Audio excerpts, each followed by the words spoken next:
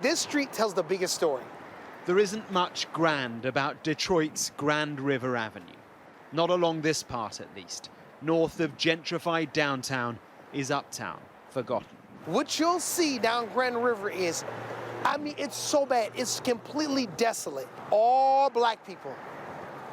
And then as soon as you hit downtown, the racial dynamics change. That's our situation, look. Lorenzo Sewell has been a local pastor here for the last few years. So when President Trump said Detroit needs help, this is it. Look, right here.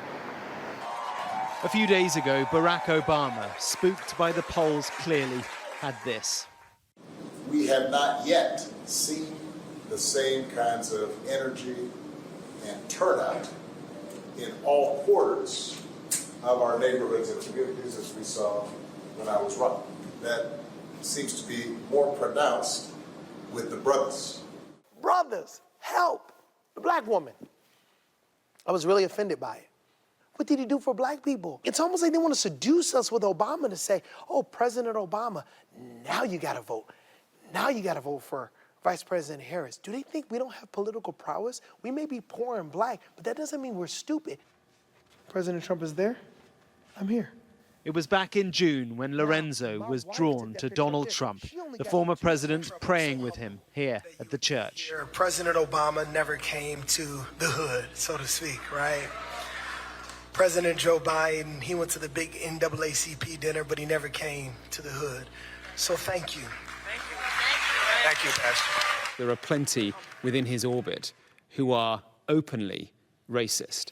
And he encourages that with his language, with his rhetoric, all the time. Of course there are things that President Trump says that I don't like because I'm a Christian, right? I prefer them to say it a different way. But I'm not voting for a pastor. I'm not voting for a pastor. I'm voting for a leader.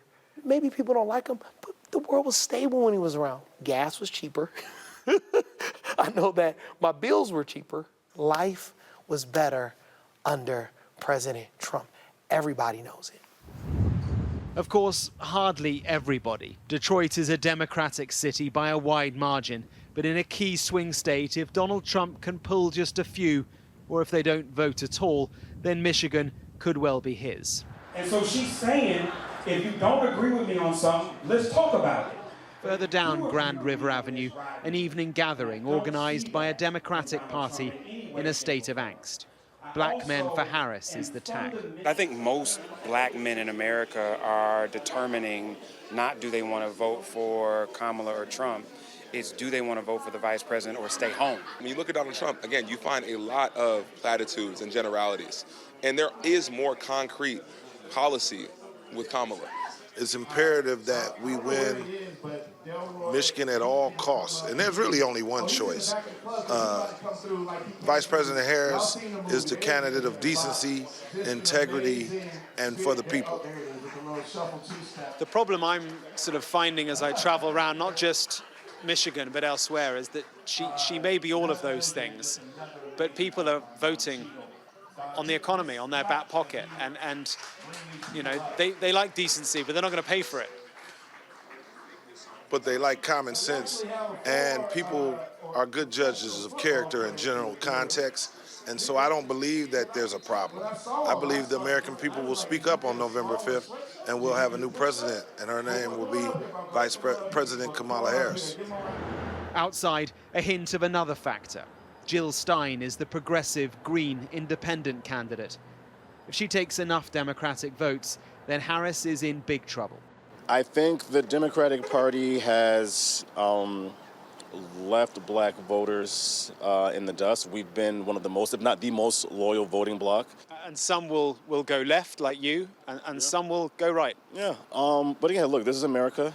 If that's it, that's how it goes. And then from a passerby, this.